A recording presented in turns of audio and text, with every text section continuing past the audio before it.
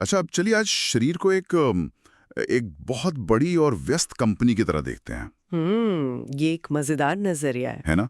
जिसमें अलग अलग डिपार्टमेंट्स हैं। जैसे प्रोडक्शन के लिए पेट हो गया, सप्लाई चेन के लिए लिवर और वेस्ट मैनेजमेंट दिखती है किडनी। बिल्कुल। तो फिर सवाल ये उठता है कि इस पूरी कंपनी का सीईओ कौन है?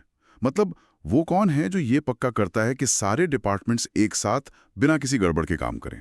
ये एक बहुत ही अच्छा सवाल है और इसका जवाब है, इस कंपनी का सीईओ है हमारा तंत्र का तंत्र, यानी नर्वस सिस्टम। अच्छा, नर्वस सिस्टम। जी, यही वो सिस्टम है जो हर डिपार्टमेंट को निर्देश देता है, उनसे रिपोर्ट लेता है और ये पक्का करता है कि पूरी कंपनी ठीक से चले। इसके बिना तो सब कुछ ठप पड़ जाएगा। तो आज हम इसी सीईओ के ऑफिस के अंदर झांकने वाले हैं। हमारे पास जो स्रोत हैं उनकी मदद से हम इस जटिल से नेटवर्क को समझने की कोशिश करेंगे। हाँ, बाहर की तारों से शुरू करके अंदर तक जाएंगे। मैं बिल्कुल बाहर की तारों से शुरू करेंगे, फिर सुरक्षा के दरवाजों से गुजरते हुए सीधे उस कमरे में पहुंचेंगे जहां सारे बड़े फैसले लिए जाते हैं, हमारा मस्तिष्क। चलिए शुरू करते हैं। तो सबसे पहले इस विशाल नेटवर्क की बुनियाद क्या है? इसके मुख्य हिस्से कौन-कौन से हैं? देखिए, मुख्य तौर पर इसके 3 बड़े खिलाड़ी हैं। पहला तो है बॉस, मस्तिष्क, यानी हमारा ब्रेन। ठीक है। फिर मस्तिष्क से जुड़ा हुआ है एक तरह का मेन डेटा केबल, जिसे हम मेरुरज्जु या स्पाइनल कॉर्ड कहते हैं। Main data cable. और तीसरा खिलाड़ी है वो अनगिनत तारें, मतलब तंत्रिकाएं या नर्व्स, जो इस मेन केबल से निकलकर शरीर के कोने-कोने तक जानकारी पहुंचाती और लाती हैं। यहीं पर एक कंफ्यूजन अक्सर लोगों को होता है। मेरुरज्जु और मेरुदंड, मतलब स्पाइनल कॉर्ड और वर्टेब्रल कॉलम।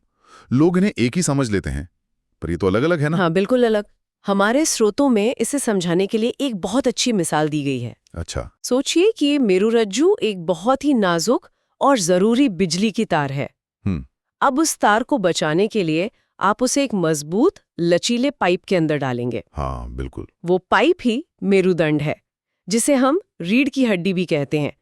तो ये हड्डियों की एक लड़ी है जिसका काम सिर्फ उस नाजुक तार यानी मेरुरज्जु को हर तरह की चोट से बचाना है।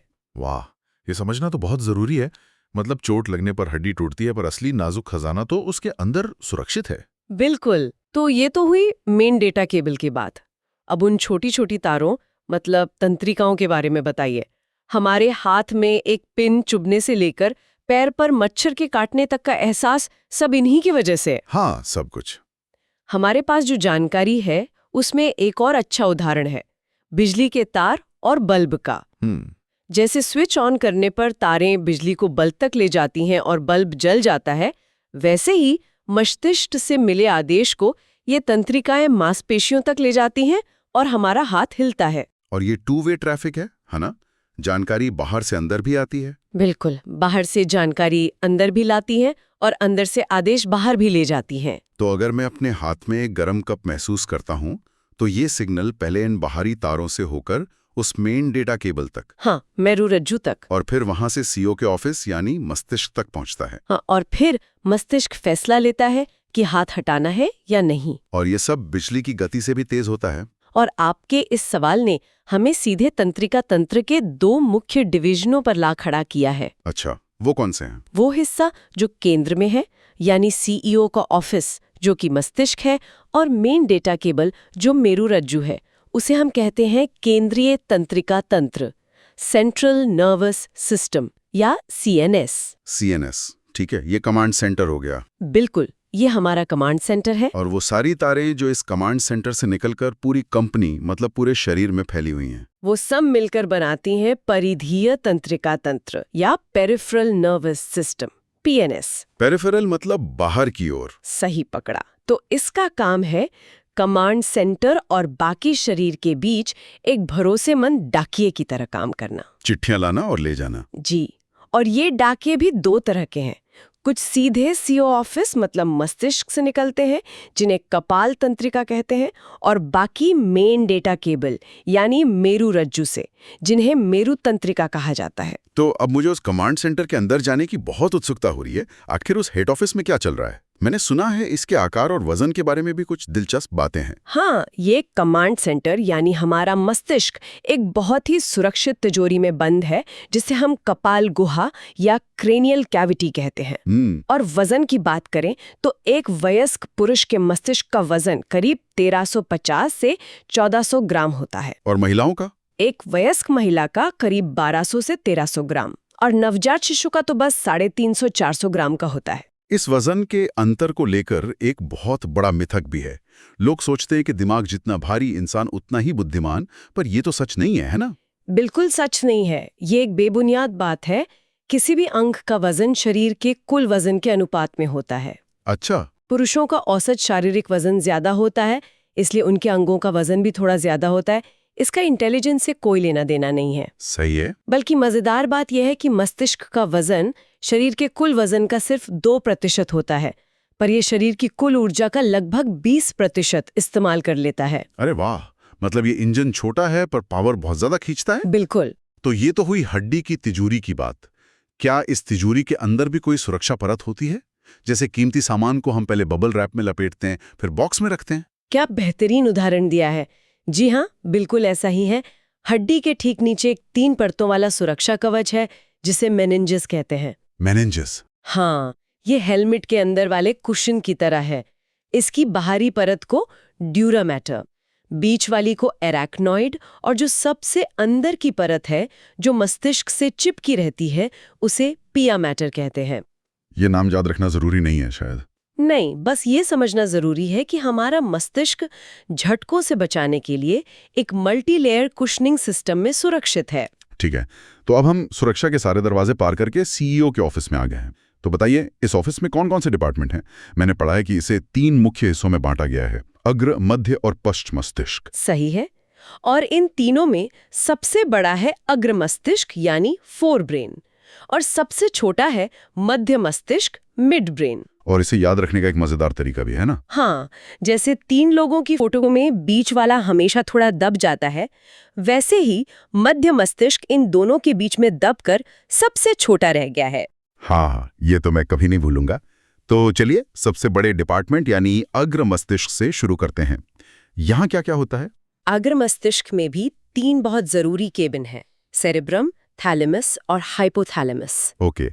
इसमें सबसे बड़ा और सबसे महत्वपूर्ण केबिन है सेरेब्रम का, जिसे प्रमस्तिष्क भी कहते हैं। सेरेब्रम, ये नाम तो बहुत सुना है। लोग कहते हैं अपने सेरेब्रम का इस्तेमाल करो। और वो बिल्कुल सही कहते हैं। हमारी याददाश्त, हमारी बुद्धिमत्ता, सोचने की क्षमता, सब कुछ इसी सेरेब्रम में है। मतलब हमारी पूरी पहचान। हाँ, एक तरह से हमारा पूरा व्यक्तित्व, हमारी पहचान, सब कुछ। जब हम कहते हैं मैं सोच रहा हूँ, तो असल में हम कह रहे हैं मेरा सेरेब्रम काम कर रहा है। कमाल है। और बाकी के 2 केबिन, थैलेमस और हाइपोथैलेमस, ये क्या करते हैं?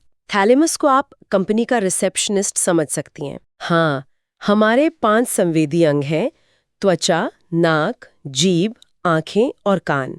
इनमें से आंख और कान को छोड़कर बाकी तीनों से आने वाली सारी जानकारी पहले थैलेमस के पास आती है। और फिर थैलेमस तय करता है कि क्या करना है? बिल्कुल, वो तय करता है कि ये जानकारी कितनी जरूरी है और इसे आगे बॉस के पास भेजना है या नहीं। अच्छा, और हाइपोथैलेमस, ये नाम तो और भी मुश्किल लगता है। नाम भले ही मुश्किल हो, पर इसका काम हमारी जिंदगी से सीधा जुड़ा है। हाइपोथैलेमस शरीर का थर्मोस्टैट है और इमोशनल स्विच बोर्ड भी। Emotional switch board? जी, ये हमारे शरीर के तापमान को ठीक 37 डिग्री सेल्सियस पर बनाए रखता है। और सबसे मजेदार बात, जिसे हम दिल का काम समझते हैं, मतलब प्यार, गुस्सा, नफरत, डर, भूख, प्यास, वो सारी भावनाएं असल में यहीं से कंट्रोल होती हैं। 1 मिनट, क्या? तो अगली बार जब कोई कहे कि मेरा दिल टूट गया, तो मुझे कहना चाहिए नहीं दोस्त, तुम्हारा हाइपोथैलेमस कुछ ज्यादा ही सक्रिय हो गया है। हाँ, वैज्ञानिक रूप से तो आप बिल्कुल सही होंगे, पर शायद उस वक्त ये सलाह देना ठीक ना हो। सही बात है। लेकिन हाँ, दिल का काम सिर्फ खून पंप करना है। भावनाओं का असली केंद्र तो हाइपोथैलेमस ही है। ये तो अविश्वसनीय है। चलिए अब उस छोटे दबे हुए हिस्से पर आते हैं, मध्य मस्तिष्क, मिड ब्रेन। इसका क्या काम है? इसका काम छोटा है पर बहुत जरूरी है। थैलेमस ने जिन 2 संवेदी अंगों को छोड़ दिया था, आंख और कान, उन्हें कंट्रोल करने का काम मध्य मस्तिष्क करता है। अच्छा, तो देखना और सुनना। हाँ, हम जो कुछ देखते हैं और जो कुछ सुनते हैं, उस जानकारी को प्रोसेस करने का पहला काम यही होता है। ठीक है, तो अब हम ऑफिस के आखिरी हिस्से में पहुंचते हैं, पश्च मस्तिष्क, हिंड ब्रेन। इसके भी 3 भाग हैं, सेरिबेलम, मेडुला और पोन्स। इसमें सेरिबेलम को छोटा मगज भी कहते हैं ना? जी हाँ, सेरिबेलम या अनुमस्तिष्क। ये हमारे मस्तिष्क के पीछे नीचे की तरफ होता है। और इसका काम? इसका काम है शरीर का संतुलन बनाना और हमारी ऐच्छिक क्रियाओं मतलब वॉलेंटरी एक्शंस में तालमेल बिठाना। ऐच्छिक क्रियाएं? जैसे कि अगर मैं जमीन पर गिरा हुआ पेन उठाना चाहूं, बिल्कुल, पेन उठाने के लिए आपके हाथ, उंगलियों और कमर की मांसपेशियों को एक साथ एक लय में काम करना होगा। ये सारा कोऑर्डिनेशन सेरिबेलम ही संभालता है। अच्छा, तो इसीलिए पुलिस जब शराब पिए हुए ड्राइवर का टेस्ट करती है तो उन्हें एक सीधी लाइन पर चलने के लिए कहती है। आपने बिल्कुल सही पकड़ा। असल में उनके सेरिबेलम का ही टेस्ट ले रहे होते हैं। जी, हमारे रिसर्च में ये बात साफ है कि अल्कोहल सबसे पहले और सबसे ज्यादा इसी हिस्से को प्रभावित करता है। इसीलिए शराबी व्यक्ति न तो ठीक से चल पाता है न बोल पाता है, क्योंकि उसका छोटा मगज ही ठीक से काम नहीं कर रहा होता। बिल्कुल, उसका बॉडी बैलेंसर ही गड़बड़ हो जाता है। ये तो बहुत ही दिलचस्प कनेक्शन है। अब पश्च मस्तिष्क के दूसरे भाग मेडुला के बारे में बताइए। अगर सेरिबेलम ऐच्छिक क्रियाओं को संभालता है तो मेडुला क्या करता है? मेडुला हमारे शरीर के ऑटो पायलट सिस्टम को संभालता है। Auto pilot? हाँ, ये उन सभी अनैच्छिक क्रियाओं, इनवॉलंटरी एक्शंस को कंट्रोल करता है जिन पर हमारा कोई बस नहीं चलता। जैसे हमारे दिल की धड़कन, हमारा ब्लड प्रेशर, सांस लेना, चीखना, उल्टी आना। ये सब अपने आप होता रहता है? जी, ये सब जिंदा रहने के लिए जरूरी है और मेडुला ये पक्का करता है कि ये काम अपने आप बिना हमारी जानकारी के चलते रहें। ये सोचकर ही हैरानी होती है कि हमारे अंदर कितना कुछ अपने आप चल रहा है। और तीसरा हिस्सा पोन्स, इसका नाम थोड़ा अजीब है। पोन्स एक लैटिन शब्द है जिसका मतलब है पुल। अच्छा, ब्रिज। और ये काम भी बिल्कुल पुल जैसा ही करता है। इसे आप मस्तिष्क का ट्रैफिक कंट्रोलर समझ सकते हैं। ये पक्का करता है कि कोई ट्रैफिक जैम ना हो और हर संदेश अपनी सही मंजिल तक पहुंचे। तो अगर हम आज की इस पूरी चर्चा का सार निकालें तो ये साफ है कि हमारा तंत्रिका तंत्र कोई मशीन नहीं बल्कि एक जीता जागता, मतलब एक अविश्वसनीय रूप से संगठित सिस्टम है। बिल्कुल। इसका कमांड सेंटर मस्तिष्क अलग अलग विभागों में बटा है। अग्र मस्तिष्क हमारी पहचान और भावनाओं को घड़ता है, तो पश्च मस्तिष्क हमारे संतुलन और सांस जैसी बुनियादी चीजों को संभालता है। हर हिस्से का काम इतना सटीक और बटा हुआ है, ये सचमुच हैरान करने वाला है। सही में। और इसी शानदार संगठन की वजह से शरीर नाम की ये विशाल कंपनी हर रोज, हर पल, बिना रुके काम कर पाती है। पर यहाँ श्रोताओं के सोचने के लिए एक दिलचस्प पहेली छोड़ जाते हैं। अच्छा। हमने बात की कि सेरिबेलम ऐच्छिक क्रियाओं को कंट्रोल करता है, जैसे हाथ हिलाना, और मेडुला अनैच्छिक क्रियाओं को, जैसे दिल का धड़कना। लेकिन सांस लेने की क्रिया के बारे में सोचिए, ये अपने आप चलती रहती है, जो इसे अनैच्छिक बनाता है। लेकिन हम चाहें तो कुछ देर के लिए अपनी सांस रोक भी सकते हैं, जो इसे ऐच्छिक बनाता है। तो ऐसी क्रिया जो ऐच्छिक और अनैच्छिक दोनों का मिश्रण है, वो मस्तिष्क के इस साफ सुथरे बंटवारे में आखिर कहाँ फिट बैठती है? कभी सोचा है कि गर्म तवे पर हाथ लगता है और हमारी चीख निकलने से भी पहले हाथ पीछे कैसे हट जाता है? मतलब दिमाग को तो शायद पता भी नहीं चलता और शरीर अपना काम कर देता है। ये कोई जादू नहीं है, बल्कि हमारे शरीर की अपनी कह सकते हैं सुपर फास्ट इंटरनेट केबलिंग है, जिसे हम तंत्रिका तंत्र कहते हैं। आज की हमारी पड़ताल इसी वायरिंग के बारे में है। हम समझेंगे कि शरीर का असली साइट मैनेजर कौन है जो इमरजेंसी में फैसले लेता है। जानेंगे कि दिमाग से लेकर पैर के अंगूठे तक ये तारों का नेटवर्क, ये जाल कैसे बिछा हुआ है, और उसे एक खास सेल के अंदर भी झांकेंगे जो खुद में एक पूरी दुनिया है। बिल्कुल, और हम देखेंगे कि ये सिर्फ सोचने समझने का सिस्टम नहीं है, बल्कि एक शानदार सर्वाइवल मैकेनिज्म है जो हजारों सालों में विकसित हुआ है ताकि हमें खतरों से बचाया जा सके। तो चलिए शरीर के इस ऑपरेटिंग सिस्टम को डिकोड करना शुरू करते हैं। चलिए तो शुरू करते हैं टॉप लेवल मैनेजमेंट से। हम सब जानते हैं कि दिमाग हमारे शरीर का सीईओ है ना? हाँ। सारे बड़े फैसले वही लेता है। लेकिन वो अकेला काम नहीं करता। उसके साथ एक बहुत जरूरी पार्टनर है, मेरु रज्जु यानी स्पाइनल कॉर्ड। ये दोनों मिलकर बनाते हैं सेंट्रल नर्वस सिस्टम। हाँ, आप मेरु रज्जु को शरीर का चीफ ऑपरेटिंग ऑफिसर या सीईओ समझ सकती हैं। ये दिमाग के पिछले हिस्से मेड्यूला से निकलती है और हमारी पीठ के बीच से नीचे तक जाती है। ये कोई मामूली तार नहीं, ये लगभग 45 सेंटीमीटर लंबी एक मोटी पाइप जैसी संरचना है। और क्योंकि ये इतनी जरूरी है, कुदरत ने इसे बचाने के लिए रीढ़ की हड्डी का एक मजबूत कवच दिया है, जिसे वर्टेब्रल कॉलम कहते हैं। और यहीं पर वो गरम तवे वाली बात आती है। इसका सबसे हैरान करने वाला काम है रिफ्लेक्स एक्शन को संभालना। जैसे पैर में कांटा चुभते ही पैर का हवा में उछल जाना। यहाँ दिमाग का कोई रोल नहीं होता, सही है ना? कोई रोल नहीं, कम से कम उस पहली प्रतिक्रिया में तो बिल्कुल नहीं। और ये हमारे शरीर का एक शानदार इवोल्यूशनरी हैक है। सोचिए, हजारों साल पहले जब इंसान जंगलों में रहता था, अगर कोई सांप काटता या पैर आग पर पड़ता और सिग्नल पहले दिमाग के सीईओ तक जाता, वो हालात को समझता, फिर फैसला लेता और फिर वापस ऑर्डर भेजता, तब तक तो बहुत देर हो जाती। हाँ, तब तक तो शरीर को भारी नुकसान हो चुका होता। बिल्कुल, इसीलिए शरीर ने मेरुरज्जु को एक साइट मैनेजर की पावर दे दी है, जिसे इमरजेंसी में फैसले लेने के लिए सीईओ की इजाजत की जरूरत नहीं है। जैसे ही त्वचा से खतरे का सिग्नल मिलता है, मेरुरज्जु उसे बीच में ही रोककर सीधे मांसपेशियों को ऑर्डर दे देती है कि सिकड़ो और हाथ या पैर हटाओ। हाँ, दिमाग को तो खबर बाद में मिलती है कि अरे कुछ हुआ था। ये सर्वाइवल का एक बेहतरीन उदाहरण है। अरे वाह! तो मतलब हमारे शरीर में एक ऑटोमेटिक इमरजेंसी सिस्टम पहले से ही इंस्टॉल्ड है। ठीक है, तो ये सीईओ और साइट मैनेजर तो समझ आ गया, ये हो गया हमारा सेंट्रल कमांड। लेकिन ये कमांड शरीर के बाकी हिस्सों तक पहुंचता कैसे है? उंगलियों, आंखों और पेट के अंदर के अंगों तक ये अपने ऑर्डर कैसे भेजते हैं? इसके लिए उन्होंने पूरे शरीर में केबल्स का एक घना जाल बिछा रखा है, जिसे हम परिधीय तंत्र का तंत्र या पेरिफेरल नर्वस सिस्टम मतलब पीएनएस कहते हैं। इसमें वो सारी नसें यानी तंत्रिकाएं आती हैं जो हमारे सेंट्रल कमांड से निकलकर शरीर के हर एक कोने तक जाती हैं। जैसे शहर की सारी गलियों तक जाने वाली बिजली की तारें? बिल्कुल वही। और मैंने पढ़ा है कि ये तारें ऐसे ही बेतरतीब नहीं हैं, इनकी गिनती और डिजाइन एकदम तय हैं और ये हमेशा जोड़ों में होती हैं। हाँ, ये बहुत व्यवस्थित है। जो नसें सीधे दिमाग यानी सीईओ के ऑफिस से निकलती हैं, उन्हें क्रेनियल नर्व्स कहते हैं। ये 12 जोड़े होते हैं। ये खासकर हमारे चेहरे, आंखों, कान, नाक और गर्दन के हिस्सों को कंट्रोल करती हैं। और जो नसें मेरुरज्जु यानी साइट मैनेजर के ऑफिस से निकलती हैं, उन्हें स्पाइनल नर्व्स कहते हैं। और ये 31 जोड़े होते हैं जो गर्दन के नीचे पूरे शरीर में फैलते हैं। एक मिनट, यहां मुझे एक बात समझ नहीं आई।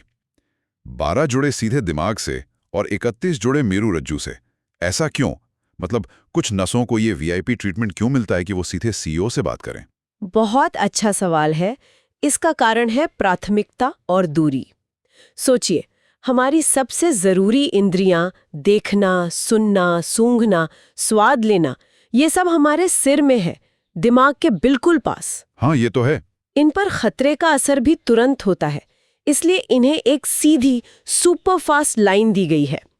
पैर के अंगूठे से आने वाले सिग्नल के लिए मेरुरज्जु से होकर आना ज्यादा एफिशिएंट रास्ता है। ये सिस्टम की एफिशिएंसी को बढ़ाता है। ये तो बिल्कुल एक कंपनी के हेड ऑफिस जैसा है। लोकल ब्रांच मैनेजर अपनी रिपोर्ट साइट मैनेजर को देते हैं, लेकिन जो सबसे जरूरी डिपार्टमेंट हेड हैं, उनकी सीईओ तक सीधी पहुंच होती है। अच्छा, और ये जो पूरा पेरिफेरल नेटवर्क है, क्या ये सिर्फ हमारे कंट्रोल वाले काम करता है, जैसे हाथ हिलाना या चलना? नहीं, और यही इसकी सबसे खूबसूरत बात है। ये नेटवर्क 2 मोड में काम करता है।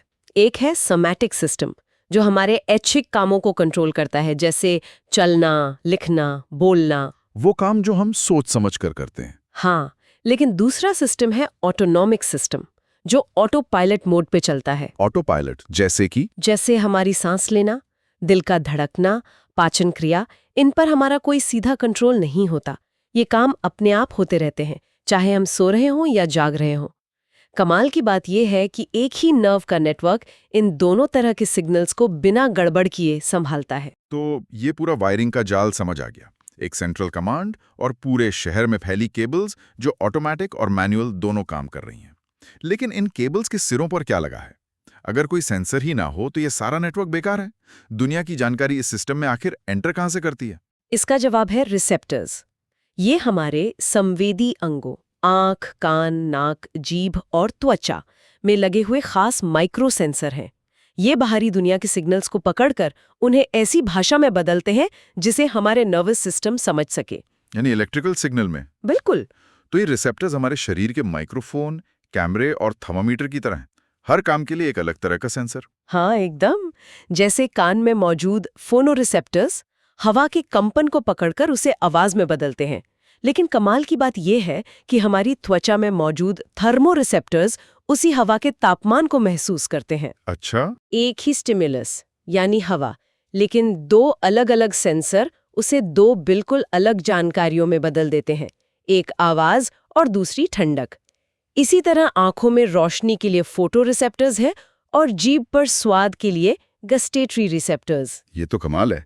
मतलब हर सेंसर का अपना एक डोमेन है, वो दूसरे के काम में दखल नहीं देता। ठीक है, तो अब हम सिस्टम के सबसे छोटे लेकिन सबसे जरूरी हिस्से पर आते हैं। अगर हम इनमें से किसी एक तार को माइक्रोस्कोप के नीचे रखकर जूम करें तो हमें क्या दिखेगा? इस पूरे सिस्टम की बुनियादी ईंट क्या है? हमें दिखेगा न्यूरॉन, जिसे तंत्रिका कोशिका भी कहते हैं। आसान भाषा में कहूं तो न्यूरॉन ही वो ईंट है जिससे तंत्रिका तंत्र की पूरी इमारत बनी है और सारा काम भी यही करती है। और एक मजेदार तथ्य यह है कि ये हमारे शरीर की सबसे लंबी कोशिका होती है। कुछ न्यूरॉन्स तो 1 मीटर से भी ज्यादा लंबे हो सकते हैं। 1 मीटर? मतलब एक सिंगल सेल हमारी कमर से लेकर पैर के अंगूठे तक जा सकता है। हाँ, बिल्कुल। और इसके मुख्य तौर पर 3 हिस्से होते हैं। पहला हिस्सा है डेंड्राइट, जो किसी पेड़ की शाखाओं जैसा दिखता है। इसका काम है एक एंटेना की तरह अपने से पिछले न्यूरॉन से संदेश को रिसीव करना। और संदेश रिसीव होने के बाद? संदेश मिलने के बाद वो एक लंबी तार जैसी संरचना से गुजरता है जिसे एक्सॉन कहते हैं। ये एक ट्रांसमिशन केबल की तरह है जो सिग्नल को न्यूरॉन के एक सिरे से दूसरे सिरे तक पूरी ताकत से ले जाता है। और मैंने पढ़ा है कि इस केबल के ऊपर एक खास तरह की इंसुलेशन भी होती है जिसे माइलिन शीट कहते हैं। स्रोत में इसकी तुलना पनीर टिक्का से की गई है, जो मुझे बहुत पसंद आई। हाँ, वो तुलना बिल्कुल सटीक है। जैसे सीख पर पनीर के टुकड़े एक एक करके लगे होते हैं और बीच में थोड़ी जगह होती है, वैसे ही एक्सॉन के ऊपर माइलिन शीट के टुकड़े लगे होते हैं। इसका काम दोहरी सुरक्षा देना है। अच्छा। एक तो ये सिग्नल को लीक होने से बचाता है और दूसरा ये सिग्नल की रफ्तार को लगभग 100 गुना तक बढ़ा देता है। सिग्नल इन टुकड़ों के ऊपर से कूदता हुआ आगे बढ़ता है, जिससे वो बहुत तेजी से पहुंचता है। क्या ये वही चीज है जिसके डैमेज होने से मल्टीपल स्क्लेरोसिस जैसी बीमारियां होती हैं, जहां ये इंसुलेशन खराब हो जाती है? बिल्कुल वही। जब ये माइलिन शीट डैमेज हो जाती है तो शरीर का कम्युनिकेशन सिस्टम धीमा और अविश्वसनीय हो जाता है। मांसपेशियों तक संदेश ठीक से नहीं पहुंच पाते, जिससे शरीर का कंट्रोल कमजोर पड़ने लगता है। इससे पता चलता है कि ये छोटी सी इंसुलेशन कितनी जरूरी है। रुको, लेकिन यहाँ एक बात मेरी समझ से बाहर है। अगर ये पूरा सिस्टम इन न्यूरॉन रूपी तारों से बना है तो संदेश एक तार से दूसरे तार तक जाता कैसे है? मैंने सुना है कि ये तार एक दूसरे को पूरी तरह छूते भी नहीं, उनके बीच में खाली जगह होती है। अगर तार जुड़ाई नहीं है तो करंट आगे कैसे जाएगा? यहीं पर इस सिस्टम का असली जादू छिपा है। आप बिल्कुल सही कह रहे हैं। 2 न्यूरॉन्स के बीच एक बहुत छोटी सी खाली जगह होती है जिसे सिनेप्स कहते हैं, और इस खाई को पार करने के लिए हमारा सिग्नल अपना रूप बदल लेता है। रूप बदल लेता है? मतलब? जब संदेश एक्सॉन में चल रहा होता है तो वो एक इलेक्ट्रिकल सिग्नल होता है, बिजली के करंट की तरह। लेकिन जैसे ही वो एक्सॉन के अंत में यानी सिनेप्स पर पहुंचता है, वो करंट रुक जाता है। वो उस खाई को कूद नहीं सकता। तो फिर क्या होता है? ये बिल्कुल एक अंतर्राष्ट्रीय बॉर्डर पार करने जैसा है। सोचिए, एक तरफ की सड़क यानी एक्सॉन पर आप बिजली की रफ्तार से गाड़ी चला रहे हैं, जो है इलेक्ट्रिकल सिग्नल। लेकिन बॉर्डर यानी सिनेप्स पर आपको गाड़ी छोड़नी पड़ती है। वहाँ कुछ खास केमिकल मैसेंजर या संदेशवाहक रिलीज होते हैं। ये केमिकल उस छोटी सी नदी रूपी खाई को तैरकर पार करते हैं और दूसरी तरफ पहुंचकर दूसरी तरफ यानी अगले न्यूरॉन के डेंड्राइट से टकराते हैं, वो वहाँ एक नया इलेक्ट्रिकल सिग्नल शुरू कर देते हैं। तो बॉर्डर के दूसरी तरफ आपको फिर से एक तेज रफ्तार गाड़ी मिल जाती है और आपका सफर उसी रफ्तार से आगे जारी रहता है। कमाल है। मतलब सिग्नल सिर्फ इलेक्ट्रिकल नहीं बल्कि इलेक्ट्रोकेमिकल है।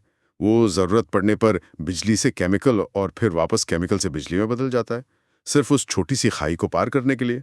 ये तो अविश्वसनीय है। हाँ, और यही वो जगह है, वो साइनैप्स, जहाँ सीखने और याददाश्त जैसी प्रक्रियाएं होती हैं। जब हम कुछ नया सीखते हैं तो कुछ खास साइनैप्स मजबूत हो जाते हैं, जिससे अगली बार सिग्नल का उस रास्ते से गुजरना आसान हो जाता है। ये नेटवर्क सिर्फ संदेश ही नहीं भेजता, बल्कि खुद को लगातार बदलता और बेहतर भी बनाता है। तो आज हमने शरीर के इस पूरे कम्युनिकेशन सिस्टम को परत दर परत समझा। सेंट्रल कमांड के सीईओ और साइट मैनेजर से लेके पूरे शरीर में फैले तारों के दोहरे नेटवर्क तक, और फिर एक अकेले न्यूरॉन के अंदर पनीर टिक्का जैसी इंसुलेशन से होते हुए उस जादुई बॉर्डर क्रॉसिंग तक जहां सिग्नल अपना रूप बदल लेता है। ये एक ऐसा सिस्टम है जो हर पल बिना रुके खरबों सिग्नल्स को सही जगह पहुंचा रहा है, ताकि हम सोच सकें, महसूस कर सकें, चल फिर सकें और सबसे जरूरी, खुद को खतरों से सुरक्षित रख सकें। ये हमारे शरीर का शायद सबसे जटिल और सबसे शानदार नेटवर्क है। और जाते जाते एक बात सोचने वाली है, जो आज की हमारी बातचीत से ही जुड़ी है। अगर हमारे शरीर में हर संदेश को आगे बढ़ने के लिए बार बार एक केमिकल नदी को पार करना पड़ता है, तो क्या कभी सोचा है कि कुछ दवाइयाँ, ड्रग्स या यहाँ तक कि कैफीन जैसी आम चीज़ें जो हमारे शरीर के केमिकल्स पर असर डालती हैं, वो हमारे सोचने, महसूस करने और व्यवहार करने के तरीके को इतनी गहराई से कैसे बदल देती हैं? वो असल में इसी बॉर्डर क्रॉसिंग पर ट्रैफिक को या तो तेज कर रही होती हैं या धीमा।